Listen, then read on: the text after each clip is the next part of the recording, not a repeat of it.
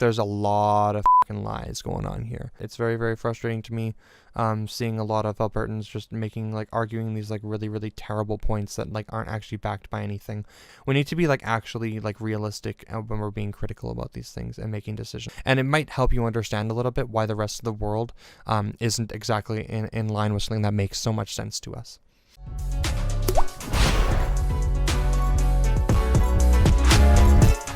So recently, the Keystone XL pipeline was officially canceled or scrapped by the Biden administration. There's some relevance to this in Canada, being that the Keystone XL pipeline was Alberta's way to get more of their oil to the market to some degree, or at least that's the argument that's being presented to us.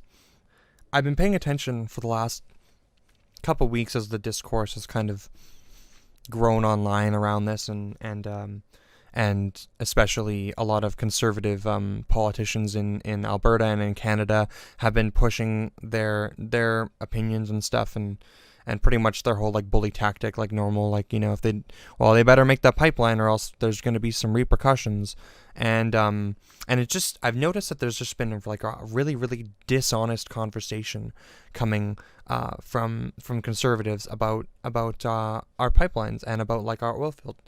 Growing up, I just remember hearing these points of conversation come up over and over and over again, and no one ever really seemed to, like, back any of these things, but no one ever seemed to really question them either. And I noticed the title of this video posted by Jason Kenney was pretty much saying exactly all of the things that I see everybody in Alberta say. It doesn't seem like there's actually much evidence to suggest that much of any of these things that we say about our oil field are actually true when we're talking in, like, this, like, really proud way about it. So I'm gonna watch this. It's like 2-minute video, and then we can read the whole title after, and then we'll respond to it as we go, I guess. A lot of this discourse that I see online is fueled by this exact same language across the board that conservatives use. So it's a lot of really, like, vague posturing about how Canada and Alberta's, like, oil field and like our standards and stuff are the highest, or of, like, really high tier. But notice how it's never really quantified. How high exactly, right? Where exactly do we sit in this like global ranking? It sounds like a fairly good argument. If you're like a conservative Albertan watching this, especially if you work in the oil field, when you hear an argument like this, man, why wouldn't they want the pipeline? Less emissions? Man. Jobs? We're going to make jobs by making the pipeline? Oh man. Like, all of these arguments, it's just really odd that they wouldn't want it, right? That's what you'd think. There's a reason for that, because a lot of what you're seeing here is just, like, really hard fucking propaganda that's not actually backed by, like, any evidence. With that, we could help our friends become less dependent on foreign oil imports, including from hostile OPEC dictatorships. Dependent, I don't know if we would necessarily call it dependency. We're, like, framing this as dependency, but you do know that, like, Saudi oil is cheaper than Canadian oil, right? Because the extraction process is it ends up being, like, it costs less, right, to extract their oil. So the reason why they're so dependent on that oil is literally just the free market, by the way. This is just the free market deciding, like, where they want to buy their stuff from, right? Conservatives love the free market, my dude. That's, like, their fucking shit. So, like, it's not about that they don't have the ability, like, they're not dependent on Saudi oil. They're buying some Saudi oil, they're buying some Canadian oil. The US actually produces the most oil. I believe in the world. It's the U.S. is the leader in oil production, producing 19.47 million barrels per day, and it's held that spot for 6 years. So, like, the U.S. has absolutely, like, no problem in supplying themselves. That's actually why they've kind of moved away a little bit from Albertan oil, as of, like, the more, like, modern times, right? That's why there's a little bit less demand for us, because the U.S. ramped up more production to meet their own demands and stuff, right? I would say by no means necessary is the U.S. dependent on Saudi oil. It's literally just the free market. So that's just a lie straight off the bat. Some of which are openly hostile to the United States, and none of which share Canada's commitment to high environmental standards, to global stability, and to human rights. So there's like some truth in these points. I'm not sure how much of it Jason Kenney actually gives a fuck about. I fucking highly doubt that he gives a fuck about if where we're buying our oil from has any kind of like human rights that like are equivalent to our standards of human rights. If that was the case, then like pretty much all the products that we sell, like he would not, like Walmart, who sources like a lot of their products from like anyone who sources their products from China would immediately just be off the fucking table, right, as an option, because all of the fucking products that we source from China, like let's even talk about like Apple iPhones, right? Let's talk about Samsung phones, right? All of the technology that we have, is super fucking cheap. Do you know why it's super fucking cheap? And it might not seem cheap, but it is actually cheap in the grand scheme of things. It's cheap because we pay workers in China. We outsource our jobs to China for fucking pennies. These people are practically slave labor. Like that's essentially what we're supporting when we support all these things. But this is just built into the system, right? This is how the entire system operates. We've moved so many jobs down to China for especially like the tech industry. And we're used to the luxury of those things. We're not gonna want to pay like another $2,000-$3,000 for like a phone. No fucking way. When you come out and you say that we only want to buy oil, or we want to incentivize buying oil from places that have human rights that like align with Canada's values for human rights, well, why the fuck aren't we across the board? Like I agree with that statement. We probably should, right? Like, so my stance on this is that Canada should probably supply our own oil for the most part, right? Like, it might be more expensive and stuff, but it's probably the most ethical way to do it. I think this is probably true, right? But when we're talking about like human rights, and that's the reason why we don't want to buy from Saudi Arabia, why don't we take that same mentality and use it across the board for everything else, right? And we just don't. The only reason why is because Jason Kenney's posturing. He doesn't care. Concluded that Keystone XL would actually reduce CO2 emissions, as the alternative will be to move this energy by higher emitting and less secure rail transport. Do you think that the net CO2 emissions from us sending more oil into the market from Canada is going to be less CO2 emissions? That doesn't really make much sense, does it? And that's something that we're not considering here. When we're talking here about the less CO2 emissions, they're talking about specifically just how sending it through a pipeline would be less CO2 emissions. They're not talking about the fact that the pipeline increases capacity for selling oil, which means we can send more oil to the market, which means we are like making more oil, producing more oil, which in turn creates more carbon emissions, right? So this is a framing issue to sound like it's going to have like less emissions, essentially. The reality is far from that. Also, this happened during the Obama administration, where they figured out that it would be less emissions. The Obama administration was the one who originally rejected the Keystone XL pipeline. Let's keep that in mind when we're talking about especially things like investing $1.5 billion into the Keystone XL pipeline, when we know that Joe Biden, somebody who was the vice president of the United States during the Obama administration, is going to probably be the president now. I wonder what policy he's going to enact if he was part of the original policymakers for rejecting Keystone. Anyways, it's probably true to some degree that sending oil by pipeline would be more efficient, right? But then you're making an argument that's actually, so conservatives like to peddle this argument a lot of times too, that getting rid of a pipeline would kill jobs. Did we ever consider that making a pipeline also kills jobs? You might have jobs initially, yeah, to make the pipeline. They're temporary jobs, but temporary jobs don't really matter to workers. Like, we want full-time, consistent work in Alberta, right? We don't want to be riding waves of big job come and then wait X amount of years and then, another big job come, right? Like, that's not sustainable, right? We want like full-time jobs. the full-time jobs that you get from the pipeline when it's finished are minimalistic. And what ends up happening is that all of those people that were required to, like when we use a pipeline to replace a railway system, all those people who were required to work that railway system now are out of a job, right? Or a large portion of them, because you replace them with just like maintenance crew, like a small amount of maintenance crew for a pipeline, right? So I do think that the pipeline would be probably better, right? Because it's more efficient, and I think that I would back things that are more efficient almost always. But my point is just that conservatives like to have every piece of the pie that they can.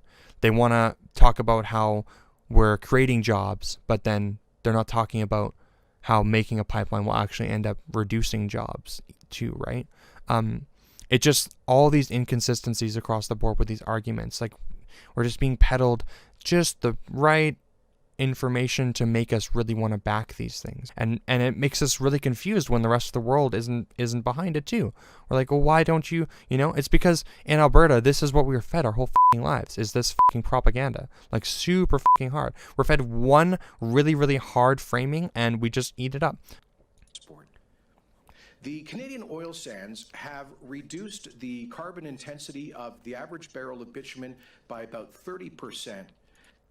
That doesn't mean anything. That doesn't mean shit at all. 1 barrel of oil sands produced oil releases 3 times as much greenhouse gases when compared to conventional oil, due to the amount of energy necessary to convert tar sands into synthetic crude, the usable form of oil. In fact, we rank number 47 out of 50 in a study comparative analysis for countries. For carbon footprint measured per barrel, it doesn't matter whether or not we have reduced our carbon footprint, or whatever it is here, whatever he said, by about 30%, and by 30% per barrel, because we're still wildly off track, right? If you reduce that by 30%, then you're still more than 2 times as much greenhouse gases still, right? It doesn't matter. If you have a car and it's a gas car, and you have a hybrid car, right? So you have a gas car and then you have a hybrid car. And every year they make the gas car more and more efficient, right? The gas car burns off 2 gallons per mile, let's say. It's completely unrealistic, but 2 gallons per mile. And the hybrid car burns off, let's say, half a gallon per mile. Then clearly the gas car is less efficient, right? When it comes to gas specifically, when we're just talking about just the gas that you put in the car kind of thing that it uses and burns. Now, clearly the gas car is worse than the hybrid car for burning fuels and for its carbon footprint, therefore, right? However, you can't just look at the gas car and say, well, but next year though, next year's model, we've reduced the emissions by 30%, so it only actually burns off that would be 1.3 gallons of oil per mile.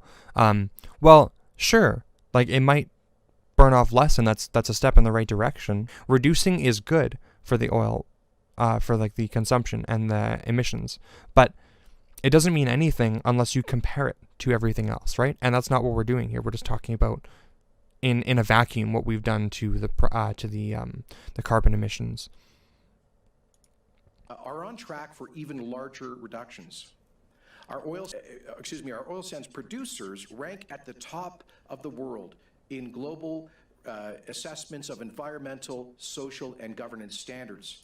So, top of the world. What does that mean? Top of the world. It's super vague, right? And this is something that you'll see everyone that's defending the oil field say. We have the best environmental standards. We're the top of the world. Canada's a leader at this, right? But what does it mean? Companies have committed to net zero emissions in their operations. Net zero emissions as a commitment doesn't mean anything until we actually fucking do it. And what he's talking about here is the producers of the pipeline have committed to net zero emissions. That doesn't mean anything. That means fucking absolutely nothing, because guess what? there's still emissions when you pull the oil out of the fucking ground. So it doesn't matter.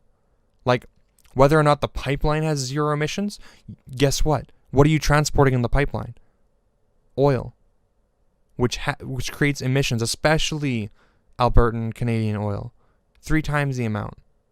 And of course, they're talking about using like carbon capture technology and stuff. Maybe that's possible. Maybe we'll get to a point where that's possible. But we're going to have to do that first, right? We're not going to have to, like, we can't just talk about like vague what ifs and stuff. We need to actually do that, right? We can't say, well, in like 10 years, then we'll get there, right? So we should build the pipeline now. No. In other words, Canada is part of the solution to the energy transition. But today's decision was made without giving Canada the chance to make that case. That doesn't actually really matter, because when a country makes decisions, to a degree, if it's not in the US's benefit to make that decision, then why would they make it? The US has like no real need for this pipeline. They've ramped up their own production of oil since Keystone was initially introduced in 2005. At that point in time, the U.S. Had more of a need to meet demand of oil, and so the Keystone made a lot more sense back then. What happened was the Keystone got put on hold so much, shelved pretty much, right? So much that essentially what ended up happening is that they needed to meet the demand in some way. They can't just keep waiting for Keystone XL to be approved to get them more oil. So they just ramped up their own production and they met their own goals. Similar things have been done in Canada to get our oil to market. Essentially, if one pipeline didn't work, we figured out something else that would work. So at the end of the day, the U.S. really does not need Keystone XL anymore. It just doesn't really make much sense. So I'm going to go through this little comment up here, and then I'll talk about the environmental stuff. Canadian oil and gas is produced at some of the highest environmental, social, and governance standards in the world. So that's the statement that I love to see just over and over and over again. What does that mean when we talk about that? What do we mean when we say the highest environmental, social, and governance standards in the world? Well, the best thing I could find is that supports Canada right off the bat is a study about corruption levels. Now, corruption levels for like oil and its production is a pretty like vague metric to judge something on, but it's pretty much the case where you're going to make the best argument for Canada. Canada is at a close second place for corruption levels for our oil, essentially, in the study, but we rank behind Norway, so we're not actually first place. We are high up in there, right? So maybe we could say that might be true, that the highest environmental, social, and governance. So maybe this might be governance standards, right? We could maybe make an argument that like corruption level would mean governance to some degree, but even then, the U.S. is actually like right behind us on this chart. So it doesn't really, like when we're talking about the Keystone XL and the US and Canada kind of thing, and we want to make a pipeline into the US, well, if the US is right behind us by this metric, then they're practically equivalent to us. So why would they want to have like the Keystone XL over their own oil? Now, environmental impact and regulations. So like I said before, this point is completely mute. Like the highest environmental, social, and governance standards doesn't fucking matter. And I think that this is actually just a flat out lie, that we have the highest environmental standards. Like I've said before, 1 barrel of oil sands produced oil releases about 3 times as much greenhouse gases when compared to conventional oil, due to the amount of energy necessary to convert the tar sands into synthetic crude. And then, like I said before, we rank 47th out of 50 for carbon footprint measured per barrel. This is just a reality of what it takes to make our oil usable, right? Like if you have the best environmental standards in the world, but your product is still like just extremely negative compared to the rest of the world's, then it doesn't really matter how high your environmental standards are, right? Because your consequence of your product is still much more negative, regardless of what you have for environmental standards. It takes anywhere from 2.8 to 28.5 liters of water, and that's like a conservative guesstimate, to make 1 liter of bitumen. So 2.8 to 28.5 liters of water to make 1 liter of bitumen, depending on the extraction method. And this is like Alberta specifically. Then the water that we use to do this becomes contaminated. We have to place it into what's called tailings ponds. Essentially, it's just like dirty, oily water. Have you ever seen those commercials of the birds for like the Dawn dish soap commercials where they're covered in oil, and then they use the Dawn dish soap to like clean off the animal? That's like fucking Alberta. That's what a tailings pond is. It's just a fucking vat of like contaminated oily water. And I don't know, like, do you think that you could ever make an argument that that's environmentally good? Do you, like, what kind of environmental policy allows you to just take this, like, water, make it completely fucking useless in order to have your oil converted into synthetic crude, and then just dump it into a pond that any wildlife can, like, dip their feet into? Do you not think that that's going to have an extremely negative environmental impact? That makes no fucking sense. How at all is that a higher environmental standard? Can someone please tell me? Good luck. It's not going to happen. So, number one, our emissions from the oil are just higher than everyone else. The amount of water that it takes is just exponential, and it becomes wastewater. Not only like is it that we use lots of water, but also that water just becomes fucking useless, right? So we are actively taking water out of the system by doing that. That's huge. That's extremely negative. And then we have tailings ponds, so we're actively destroying the environment. By doing it, we're creating something that's like actively just negative to the entire ecosystem. On top of that, deforestation is another issue that we might come into in Alberta, because the majority of our oil reserves are located below boreal forests. So if we want to extract that oil, it's very possible that we might just have to like remove a lot of the forest in those areas, which is clearly just a net negative. Now, as long as they replant the trees, this could be fine, right? Like, there's ways to mitigate that one. It's not as bad. But you are still actually, like, it's not as bad when you just think about the trees, right? The fact that you're actually destroying an ecosystem, you could be killing off species, right? Endangering species in the process of this, right? Just removing, like, natural species. We're not even talking about, like, if this is, like, indigenous land and, like, that's, like, some of these, like, wildlife that live in this area might be, like, fundamental to the existence of indigenous tribes or like reserves and stuff, right? This might be where they get some of their their food from.